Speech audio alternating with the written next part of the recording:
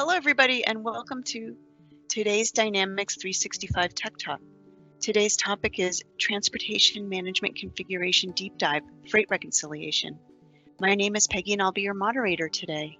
We're broadcasting this web conference through Teams live events, and the audio can be heard through your device speakers. This session is being recorded on behalf of the Microsoft Corporation. By participating in this session using Microsoft Teams, your name, email address, phone number, and/or title may be viewable by other session participants. If you do not consent to being a part of a recorded session, please disconnect at this time. The recording will be available on the TechTalk's Community Dynamics page within 5 business days. If you have questions for the presenters or need support, please use the Q&A panel located on the right side of your screen. Our presenters will be responding to your questions during today's presentation, and there will be time at the end for further questions. Thank you for your patience during these announcements. Presenting for us today from Microsoft, we have Nicole Gump, Senior Program Manager. Nicole, over to you. Thanks, Peggy, and welcome everyone to our final Tech Talk in 2020 in our Dynamics 365 for Supply Chain Management series. If you have missed any of the previous sessions in this series, you can always go back and view the recordings on the Community Dynamics page where you registered for this event. So as Peggy introduced, our topic today is going to be a configuration deep dive on the freight reconciliation functionality within our transportation management module. So let's review our agenda. So we will go through the core configurations that are required when using the freight reconciliation features. We will discuss the functionality as it pertains to the business processes.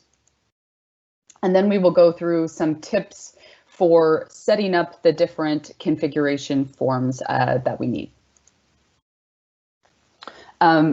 And I will also be going into the system for a demo and to discuss some of the configurations further toward the end of the presentation.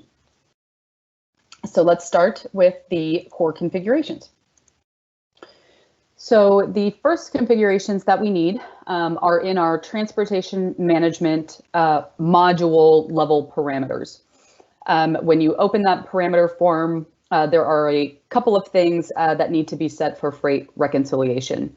The first one is that the feature actually just needs to be enabled.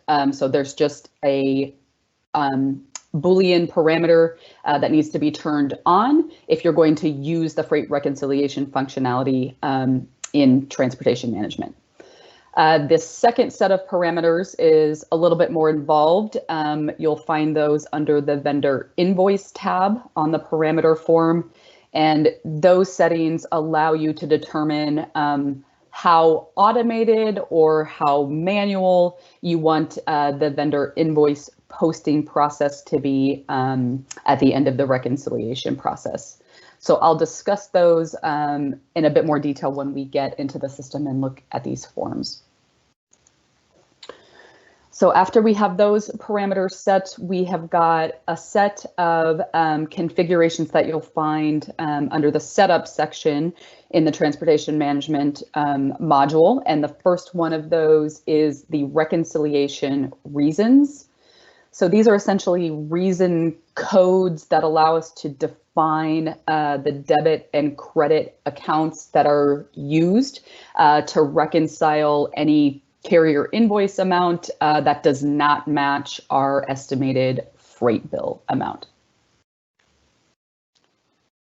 Then we have got billing groups, and our billing groups are user defined and they allow us to specify essentially what the billing categories are, such as freight and fuel and dock fees and detention, any of those different categories that you might find on your carrier invoice.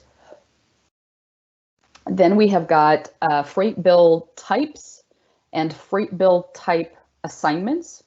So the freight bill type allows you to define which fields are required to match between the freight bill, the estimate, and the carrier invoice actual amount during the auto match and pay or auto reconciliation process. And then the freight bill type assignment allows you to define the carrier association for those different freight bill types. So which types are used by which carriers. And that helps when the carrier invoices are put into the system and then the reconciliation process is run. And then finally, we've got our audit master, and the audit master is really at the heart of the auto reconciliation process, and it allows you to define the tolerances for overages and underages, and also any exceptions that may apply to maybe certain billing groups versus the general tolerances. So we will discuss each of those in a little bit more detail when we talk about the tips for setting them up, as well as I will show them all in our demo system with the Contoso data as well. So before we get there, let's just talk a little bit about the kind of functionality in the business process that freight reconciliation applies to.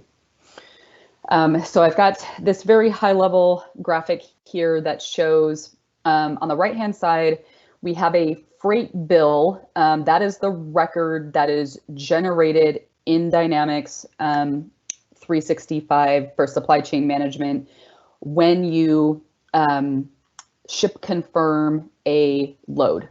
So that is the trigger that creates a freight bill record in the system.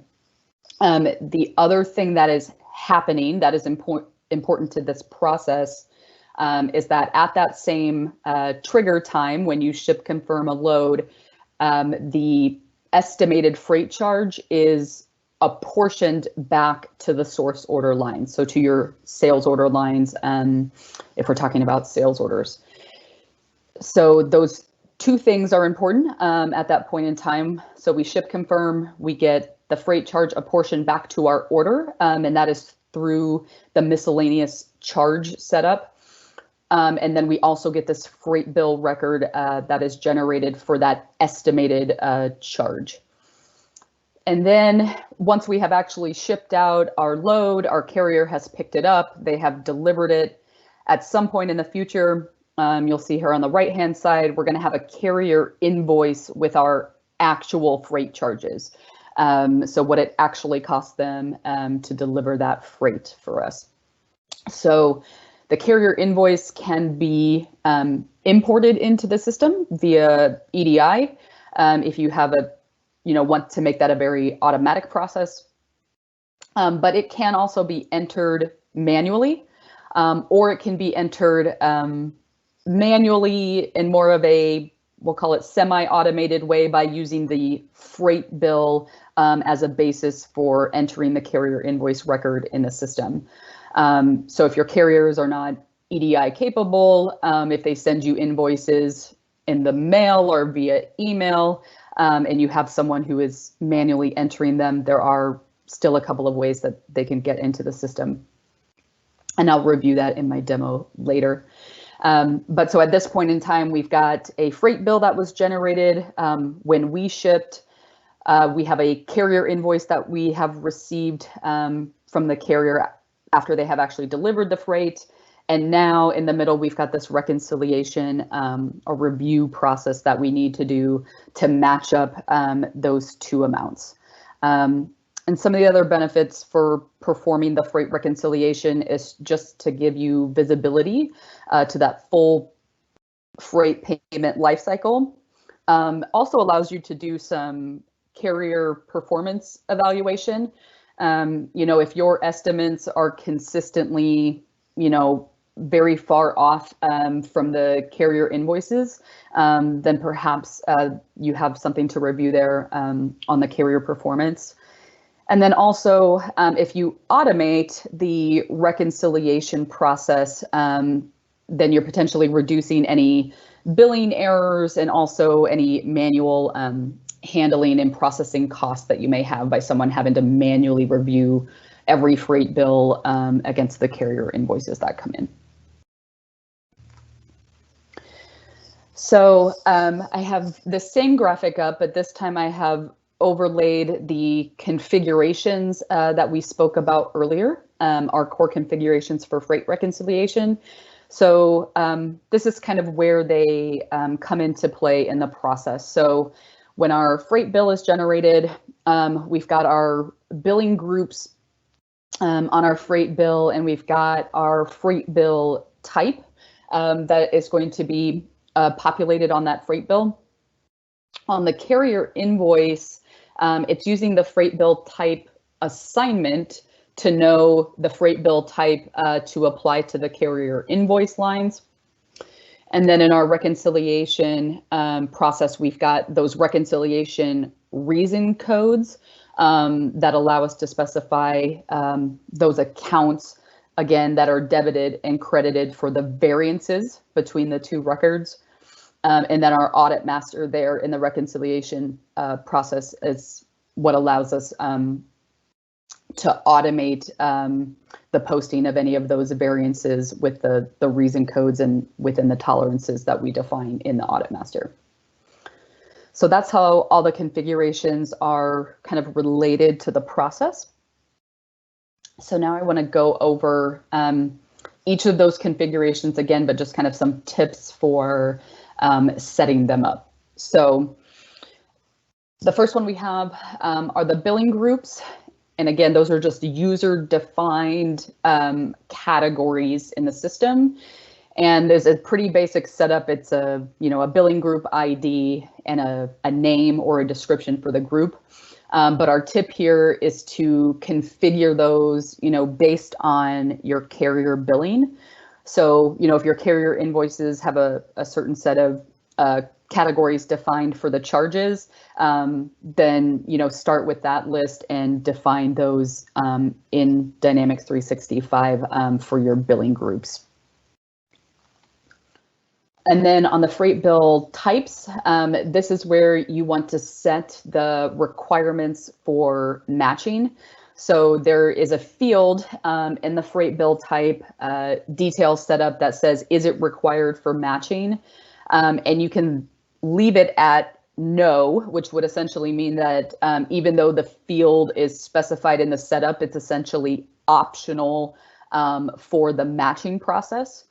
But if you do set it to yes, then both records, our freight bill and our carrier invoice, have to have that defined field populated and matching in order for the auto reconciliation to even consider it. If one of those fields is blank on one of the records or they don't match, it will be kicked out of the auto reconciliation process and someone will have to manually reconcile that freight bill and invoice. Then when we talk about the assignments of the freight bill type, here is where you're associating the carriers. There is also a site and warehouse field on this freight bill type assignment form. Our tip is to leave those blank. That way your assignment for the carrier applies across your distribution network. It's going to make your testing a bit easier. We've talked about a similar tip in some of the previous sessions on rating and routing. But if you leave those blank, the system can essentially use that freight bill type assignment record at any site and warehouse within that legal entity. Now, of course, if you have a business requirement where a certain carrier only picks up from a certain site and or warehouse within your network, then you could specify that. It just may mean that you have to create additional records in this setup if you have the same carrier and freight bill type that apply at other sites or warehouses in your network. Then for our reconciliation reasons, there is a parameter on this form outside of the debit and credit accounts that allows you to specify that you want to pay the freight vendor. And if you check that parameter, and we are going to look at it, but if you check that parameter, the system is going to go to the carrier setup and look for the freight vendor account that's specified. So you want to make sure that if you're using that parameter, that you have that corresponding setup enabled on the shipping carrier. And then finally, with the audit master, this is actually what I have a screenshot of on the right-hand side of the slide here. But our tip is to make sure that you set manageable tolerances. I know this is a bit small, but again, we'll get in the system and look at this. But if you can see from the screenshot, I have a tolerance set up for 5% under and 5% over, with an exception for a certain billing group or charge of detention where my tolerance is a little bit more narrow. But what we mean by set manageable tolerances is as it applies to your business, right? And kind of the trend for your freight reconciliation, right? How your carriers are actually billing you versus what your estimates are kind of historically. Say historically they're, at least 7% over your estimates. Then my setup here of 5% is really not manageable, right? Because if my carrier is always at least 7% over, then my auto match process is always going to kick out those records because I've only allowed a tolerance of up to 5%. So that's what we mean by set manageable tolerances. Something where, if you're going to use the automated match and pay or auto reconciliation process, really you're doing that to gain some efficiency so that you don't have all of that manual review process for every single invoice and freight bill. So you want to make sure that this audit master is capturing, a good portion of your carrier invoices, and it's only going to, kick out anything that's truly an exception that you want somebody to manually review. So make sure you're setting yourself kind of up for success there with the tolerance levels that you define. So with that, I am going to hop over to the system and I'm going to refresh, and we're going to talk through each of those configurations that I went through so that you can see the form live in the system here. So I do want to start with the transportation management parameters because I mentioned them at the beginning as kind of the first core configuration. So I have a couple of different tabs open, and let me show you where to navigate to this since I had a direct link here. We are in transportation management, and then we are in setup, and then the transportation management module parameters here at the first form. That will bring you here.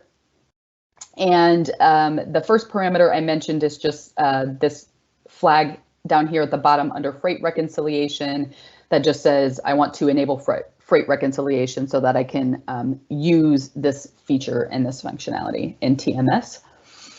And then under the vendor invoice tab here at the top, you'll see that we've got several other parameters that can be defined. I will say the first set here is regarding the vendor invoice journal name. We can define some text that shows up in the journal, the note type. We can define whether or not we want to automatically write this journal during that auto match and pay process, and whether we want to automatically post it once it's approved. And that approver can be defined over here. And this match interval is in seconds.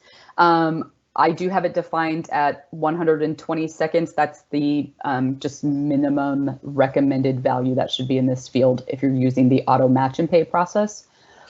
And so if you do want to automatically match and pay, you want to also enable this parameter here that says automatically match and pay the freight invoice. If this is set to no, and you do have freight reconciliation enabled, you can still do the manual match and pay process and still submit your vendor invoices for approval. You will not be able to run the automated match and pay batch jobs. So make sure that if you want to go fully automatic with the process, that you enable this flag as well.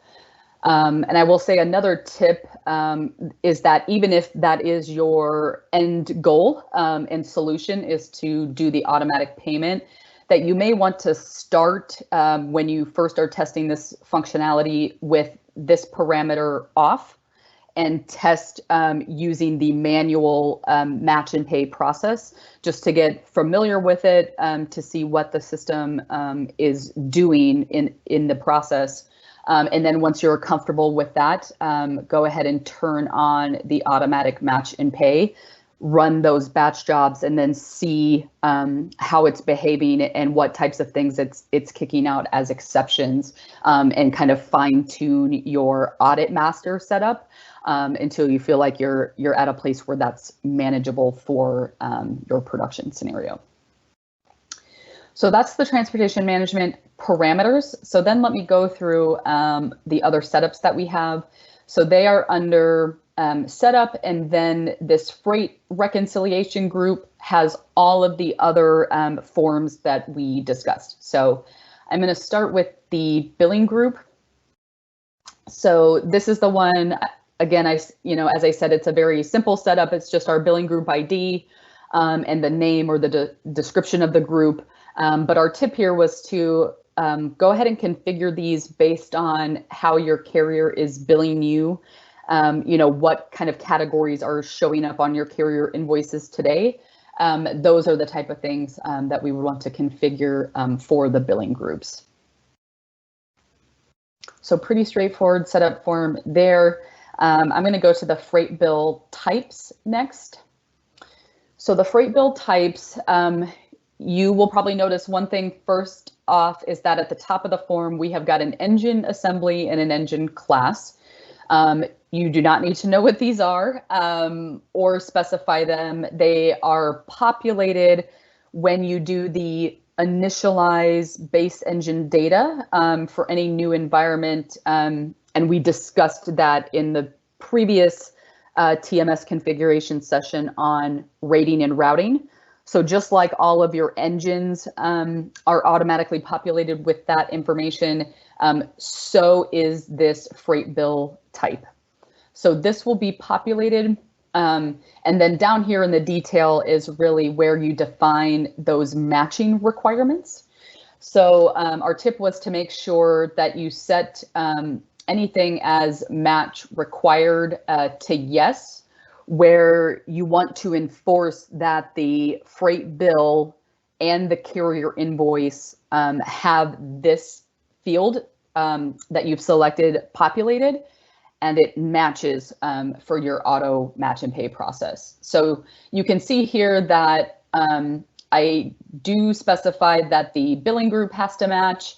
I have another field that's in the form, and that's my external code that's specified on my carrier setup, but I am not saying that that has to match. So maybe I have specified an external code in the system and therefore it shows up on my freight bill, but maybe the carrier does not populate that external code on their invoice, and therefore I don't have a match, but I don't necessarily want the reconciliation process to kick that out as an exception if I can still match the two records based on the billing group.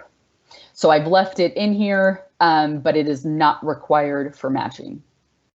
And I'll show you here, if you create a new record, there are several other kind of predefined fields that you can add into this details section. So maybe you've got a booking number with the carrier, and you might want to specify maybe that is required for matching, because that must match on the carrier invoice to what you sent out with the booking number that they gave you. Okay, so that is the freight bill type. And so let's switch to the freight bill type assignments. So here you'll see, based on that tip, that I have left the site and warehouse blank on these setups. I am in a Kintoso environment with just the standard demo data. So feel free to follow along. You should see similar data in your environment if you've got one populated. So this form is showing you by shipping carrier which freight bill type applies. So when you receive a carrier invoice from this carrier, which freight bill type should the system use to then go determine what are the matching requirements for those different fields that we just looked at. And again, we just recommend that you leave the site and warehouse blank, so that, say, for this parcel carrier here, if I specify a site and warehouse where this parcel carrier picks up, but they also pick up at other sites or warehouses within my legal entity, then I would have to create a new record in this form with like the same assignment information, just a different site and warehouse specified. So I'm kind of, inflating the configurations in this form if I start to specify sites and warehouses, where if I leave it blank, I can just say that this parcel carrier essentially can pick up at any site and warehouse. So that's our freight bill type assignment. Let's review our configurations now for the reconciliation reasons. So this is the form where we specify the debit and credit accounts. Again, these are the accounts that will be used for the variance. So between the invoice amount and the freight bill amount. And then there are a couple of parameters to note on this form. The first one is that pay the freight vendor that I mentioned earlier. So you can see that for this approval reconciliation reason code, we have said, debit this GL account, which is a freight payable account, and we haven't specified a credit account because we've told it to pay the freight vendor. And with that checked, as I mentioned in the tip, what we want to do is that we want to make sure under our carrier and shipping carrier setup that we have actually got a vendor account specified on the carrier. So when you say pay the freight vendor, the system says, okay, I can do that, but it's going to come here on the shipping carrier setup to look for this vendor account to know which account to charge. So make sure that that is populated. And then let me go back to the reconciliation reason so we can talk about this last parameter, which is the override accounts. So you'll see that is checked for this freight bill underage reason code that is set up. And what that tells the system is to use this debit and credit account that's specified on the reason code versus charging the accounts that are specified on the miscellaneous charge that is used when the apportionment happens, when that freight bill is initially generated when we ship confirm our load. And we will talk about that when we go through the demo as well. So those are our reconciliation reasons. I will mention that those are used in both the manual reconciliation process. So even if you are going through all of the records by hand, if there's a variance and you go to submit the invoice for approval, it will ask you for a reconciliation reason code for the variance. And then also you will see in our audit master, which is our last configuration form here, that those same reason codes are defined here for our overpayment and our underpayment. We pick any of those reason codes that we have defined. And then the system, if there is a record that it can automatically match within these tolerances that we've specified, but it's not an exact match. So say it's 3.5% under or something, it falls within my tolerance, but it's not exactly what my estimate was, then the system is going to go ahead and in that case that I just mentioned for 3.5% under, it's going to use this FB underage for the underpayment reason code, and then it's going to go ahead and automatically write my vendor invoice journal, post it, submit it for approval, all of that based on those vendor invoice parameters that I set up in the transportation management module parameters that we discussed. So the other thing to point out here, again, our tip was to make sure you're setting these minimum and maximum tolerances, at a level that's manageable for your business. You can see that it percentage, it can also be an amount. So if you're working more in flat fees, you might want to work in an amount versus a percentage, but that's up to you. And then at the bottom is where we can specify any exceptions to kind of this overall tolerance level that's specified in the middle of the form here. So you can see I've got a detention accessorial charge for my carrier where I will allow 5% under. I'm always happy to pay less than my estimated charge, but I am not allowing any overage on that charge. So if my carrier charges me even a penny more than they were supposed to, then that carrier invoice is going to get kicked out of this auto match and pay process as an exception. And I'm going to have to review that manually and either approve it or not, based on the scenario. So those are all of the configurations. So I'm going to take a few minutes and go through a demo here, and then I will have time to answer any questions that have come up in the chat during the presentation. So I am going to start with a sales order that I put into the system earlier, and so I will bring that up. So I've got a sales order for my item and quantity. I have already done the warehouse management side of the process to release and pick this order. So I want to start at the point where we're going to look at the load. And I want to show you guys, we also have covered rating and routing in another session, but I just wanted to start at this point to hopefully tie this whole process together for you. So from my load, I'm going to go into the rate route workbench, and I'm going to ask the system for a rate. Down here on the results, it has told me I can ship this load with this carrier for this rate. That's my lowest cost rate because I only clicked rate and not rate shop, if you remember that from our previous Tech Talk. If I'm good with that rate, I'm going to go ahead and assign it to the load. So now I've got a record. This really is my estimated freight charge, right? I've got this $1,000 freight charge. So I'm going to close this. I'm going to close my rate route workbench to get back to my load. And it's just in a loaded status. I have not confirmed it yet, because if you remember, that is really our trigger point for a couple of things that are going to happen here. So I wanted to show you this. When I confirm the outbound shipment, it's going to tell me it's been confirmed. My load status goes to shipped. But more importantly, a couple of things have happened, right? If I go to the transportation tab under related information, I can now see my freight bill details. So if I open this up, I see that I've got that $1,000 estimated charge was actually broken into a $900 freight charge.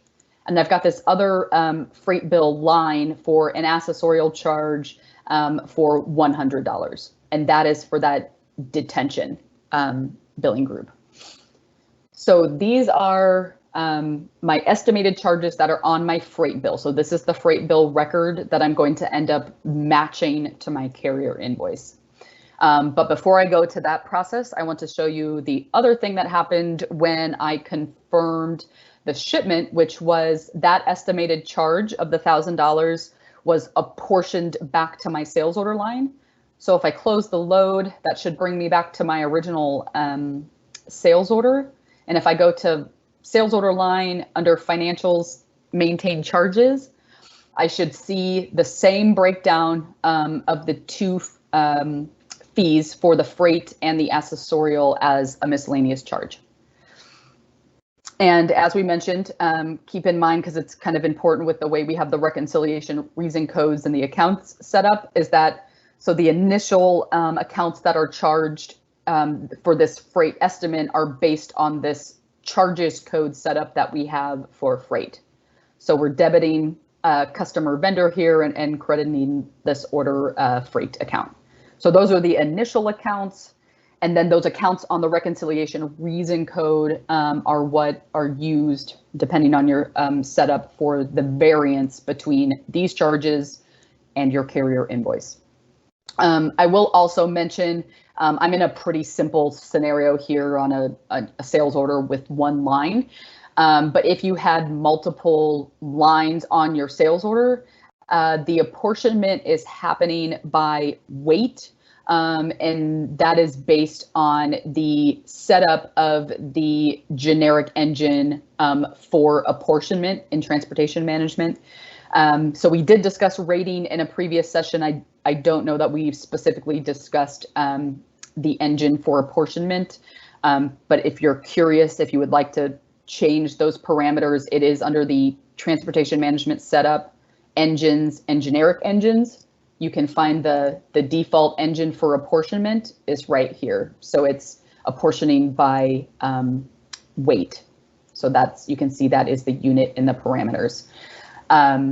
So what that's going to mean, and kind of a practical example, if I go back to my sales order here, if I did have 2 lines and say I had, the 60 total pieces, but it was split over 2 different lines. And if it was 30 pieces and 30 pieces, then I've got a 50-50 split. And when I came into each line to see the financials maintain charges, I would only see, $450 here and $50 here. So, based on that split of the quantity across the lines, I'm going to see the charge apportioned in the same manner. So for the total sales order, those charges should add up to the totals on the freight bill. Okay, so hopefully everybody is with me to this point. So now what I want to do is really go through the reconciliation process, which is what we've been discussing, that all of our configurations are used for here. So I'm back on my load. I'm going to go back into that freight bill that was generated. And I mentioned earlier that the carrier invoice, when you receive it, it could be imported into the system. There are data entities for the freight invoice details form. There's a header and a line level. So you can import that into the system if your carrier is capable, or you can manually enter the freight invoice from scratch. I will show you that form. But I can also use the freight bill as a starting point to kind of save myself some manual entry of some of the data points that are just related to, the load, the order, and those types of things, because those will all be populated for me based on what's already on the freight bill. So in order to do that, I'm just going to start with this freight bill and then click the generate freight bill invoice. I'm going to give it an invoice number. And then you can let this run in the background if you want it. It typically doesn't take long to generate. So I'm just going to let it run here in the foreground. And so this is the freight invoice detail form. So if you were coming to this form, I will show you where it's at in transportation management. And then under inquiries and reports, you've got the freight invoice details. So same form. If you were going to do it totally from scratch, you would just create a new record, but then you would have to fill in a lot of this information. You can see that coming from the freight bill estimate, it already populated a lot of this information for me. But what I'm going to be able to do now is look at my freight invoice lines. And again, it's bringing in those 2 records from the freight bill for both the freight charge and the accessorial for detention. I can go ahead and modify this, right? Because it's just going to assume when I start with the freight bill that the charges are exactly the same as the freight bill. But if my carrier charges actually something different, then I can go ahead and put that in here. So maybe I've got 9.25 for the freight charge, and maybe my accessorial is the same. That was a just $100 flat fee, and it is not any different on the invoice. So those are my changes. You know, that's my invoice versus my estimate. And the important thing I want to do here is mark this invoice ready for automatic matching if I am going to do the automatic match and pay. That is the process I'm going to demo because I have previously demoed the full manual match and pay process, and I believe the Introduction to Transportation Management Tech Talk. So if you want to see that manual matching process end to end, please go back and review the demo in that session. But in order to show you the automatic, I'm going to go ahead and mark this invoice ready for matching. And I'm just going to save that.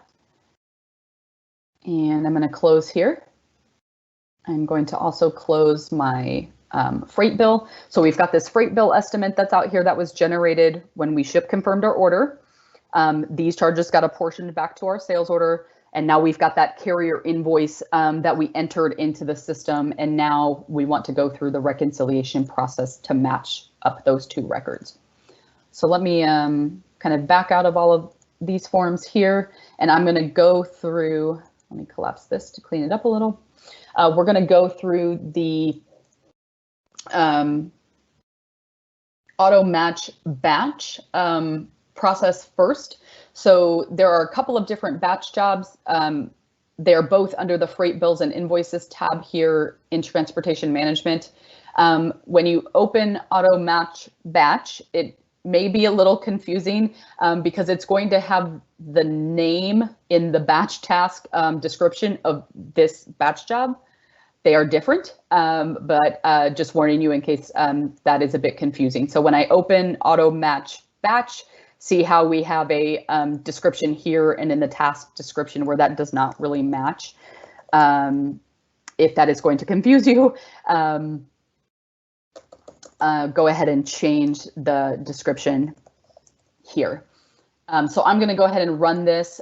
This process is going to go through that automatic matching for the reconciliation. So it's going to look at the freight bill, look at the carrier invoice. It's going to be using those configurations that we talked about, the freight bill types and the freight bill type assignments to figure out which fields are required to be matching. Then it's going to look at the audit master and see if any variances fall within your tolerances that are defined or your exceptions.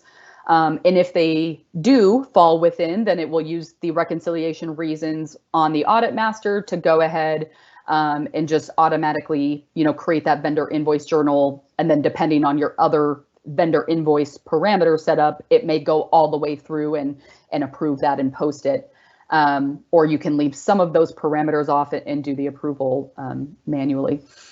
But if it falls outside of the tolerances when it's looking at the audit master, then it's going to go ahead and kick it out, and you would have to do a manual match and pay process, which again, I have covered in another session and you can certainly review.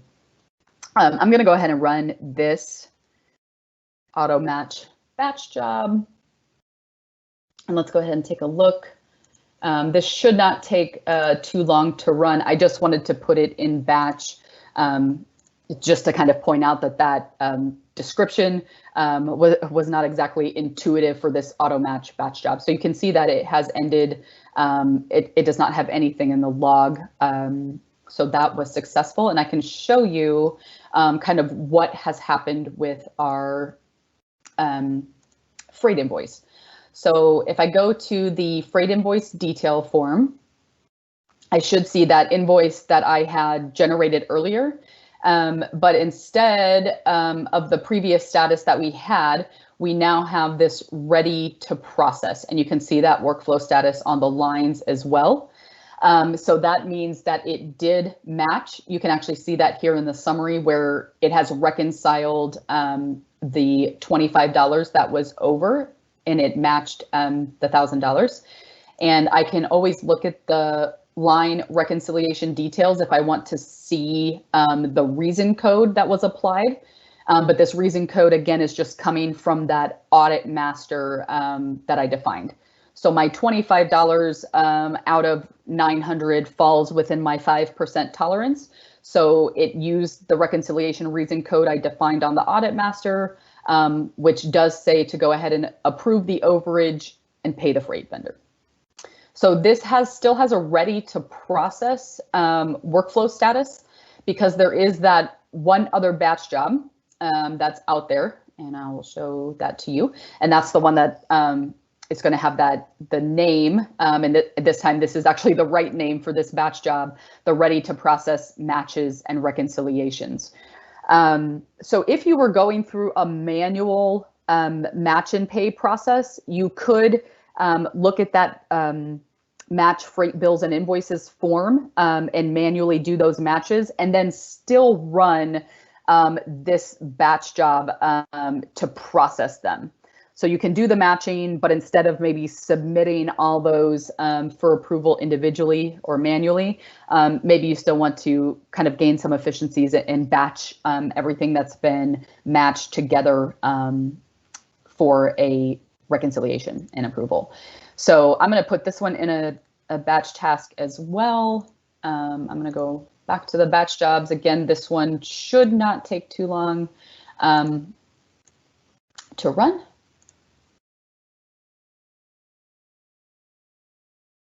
And that looks like that one there has already ended. This time we should have a log that tells me how many vouchers were posted. So those AP invoice journals. So I do have 2, and that's because I had those 2 different charges. So now we can go back one more time now that we have run both batch jobs for the full auto match and pay process. I can look at the freight invoice detail again. I'm not going to have anything here because by default it hides any of the approved records, but I can uncheck that to show anything here. Let me filter for my invoice that I have to show you. So now we can see that the workflow status is actually approved. And right from this form, I can actually go to the vendor invoice journals that were posted. So it's going to show me the journal reference number, and I can get to the detail from this form as well. I can see that it was approved by that admin user that I had specified in the vendor invoice parameter setup. And I can go and look at these lines as well to see the accounting that was posted. So one other thing that I do want to point out, I'm going to back up here. There is an unmatched freight bills form. This is where any freight bill that's been generated but has not yet been matched to a carrier invoice, all of those records you will see in this form. You can see that I no longer have the ones from the load that I was just working with because they've now been matched, but I do have some older records that are hanging out here. You can, if you want to clean up these freight bill records, say you never received a carrier invoice, or you did and it didn't totally match the freight bill records, and there's some, you can see this one was a partial match, but then there's still a partial amount out here. Kind of the final step in all of this freight reconciliation process is that you can discard kind of these freight bill estimates that are hanging out here that do not match any carrier invoice. When you do that, again, just like in your manual match and pay or auto match and pay process, it's going to ask you for a reason code for why you're discarding the remaining amount. And you can see this is $90 that I'm discarding here. So maybe I just say that was an underage. And when I say okay, now it's going to get rid of that, and I'm no longer going to continue to see that unmatched freight bill out here, which just helps to keep this form clean, as well as I will show you the match freight bills and invoices form quickly here. I'm going to clear out any criteria just to bring it up. But this is the form you can show anything that's already been submitted or approved, but this is the form you would work in for the manual process. And one of the reasons we want to discard those unmatched freight bills is because this part of the form gets cluttered, right? And you might start to see some performance degradation in the auto match and pay because it's going through all the unmatched freight bill records to try to find matches to the carrier invoice. So the more that you kind of leave those things hanging out in the unmatched freight bill, the longer it can take to evaluate in that auto match batch job as well. And you can discard directly from here or that form that I just showed, which was the actual just the unmatched freight bill form. So from either place, you can discard the records that are not going to, ever have a match to a carrier invoice. All right, and that is the end of our freight reconciliation demo. So let me go back to our slide deck, and I'm going to ask Aaron, were there any questions that I can address that came up in the chat? Yeah, there's a few. So probably the first one that I want to talk about is, I know you mentioned for getting freight bills into the system, you kind of mentioned EDI. Can you maybe talk through the different ways of either how we can import, do we support any OCR, maybe talk through any of the EDI setups that are required to get those in the system, just ways that you can somehow automate that process of getting freight bills into the system? And so let me switch my system here. So not for the dynamics, but for the carrier invoice, which is what your carrier is actually providing you, there's essentially 3 ways that can get into the system, right? We can import it, and let me show you, maybe I can bring up the our data management framework here. In our data entities, we should have data entities for, let's see if we've got, here are the freight invoice headers. So it looks like we've got a V2 entity here. Let me filter for freight invoice. So we've got a V2 entity for the freight invoice headers and the lines. So you would want to use those. Looks like there's even a composite entity that would contain these. But you would want to use these 2 data entities to populate that information. I would say probably, one of the most important things if you are going to use the data management framework in these entities is to make sure that on the header, when you're entering in the information, that you actually make sure that that value for the is ready for matching, which I think is this one right here, that this is checked to yes. That way, if you're going to do the auto match and pay process, this is checked and it will get picked up. Otherwise, if you leave that unchecked in your import or even through your manual entry and you run your auto match process, this carrier invoice record is not going to get picked up. So make sure that this is invoice, automatically matched, is checked anytime you're doing an import.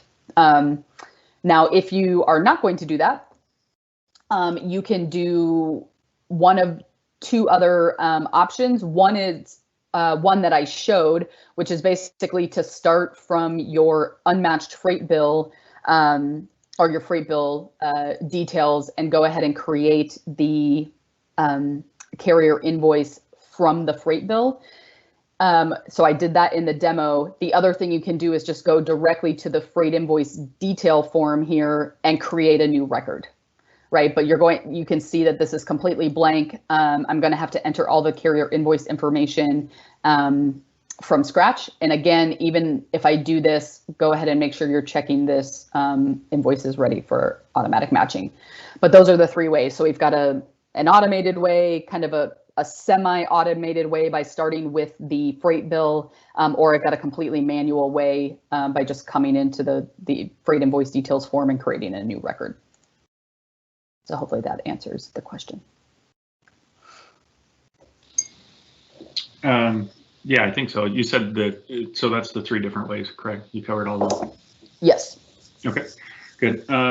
So then the next question that I wanted to ask you about is for the apportionment. You said, we're by default, you have it set up for weight on yours if there are multiple lines, let's say, on the order.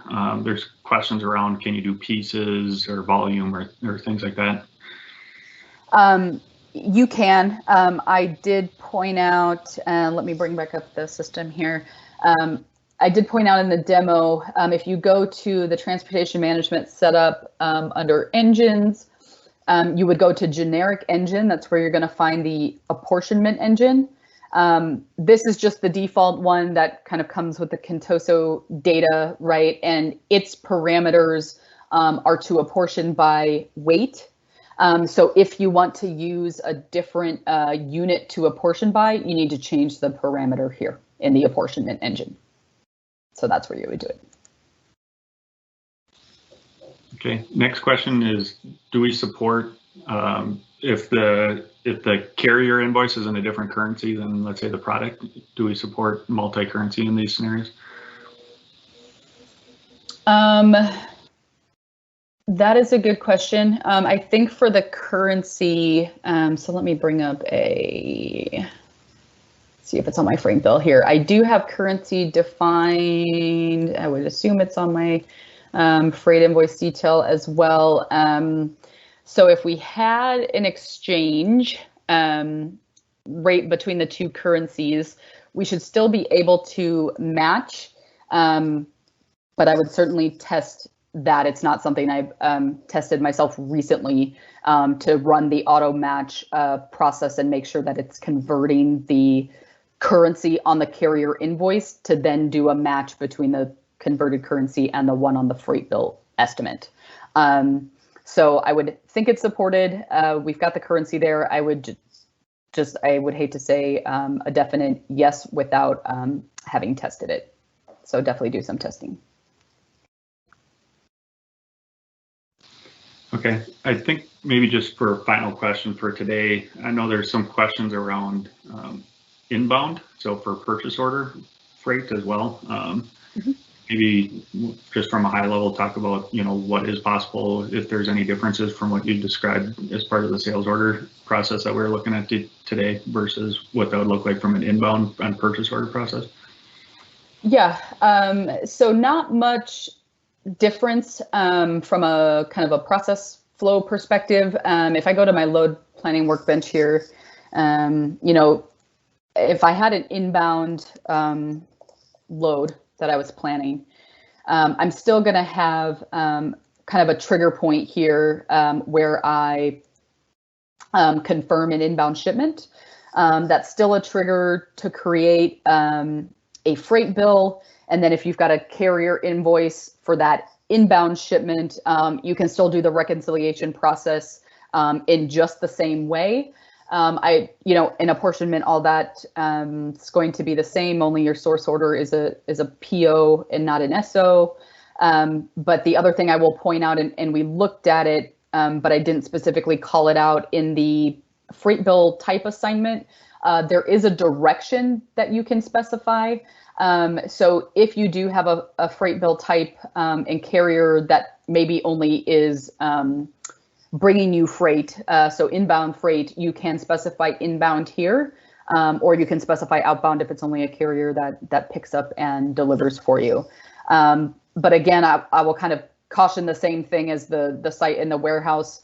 If you start to specify those for specific carriers, and that carrier does inbound and outbound, you're better off leaving it as none, because then it will apply to both directions of movement. But you can certainly specify it here. So yes, the freight reconciliation process, I guess, a long-winded way to say, yes, it works for inbound freight as well. Okay, great. Thanks, Nicole. All right. If that is it, I think we're right at time. So I'm going to throw it to Peggy, and I'm also going to bring up the slide deck one more time so I can share with you my contact information here. So feel free to reach out, connect with me if there's any questions that we weren't able to answer in today's session. Back to you, Peggy. Awesome. Thank you so much, Nicole. Great presentation today. So if the attendees could please have a look in the chat window where I've posted a link to a short survey. We'd love your feedback on today's session and hear what you'd like to see in future events. The survey scores on a scale from 1 to 5, with 5 being the highest score possible. So again, we really do appreciate your participation. As a reminder, the recording of this session will be available on the Tech Talks Community Dynamics page within 5 business days. So a big thank you to Nicole and all of our Q&A moderators and our audience. Have a great day or evening wherever you are.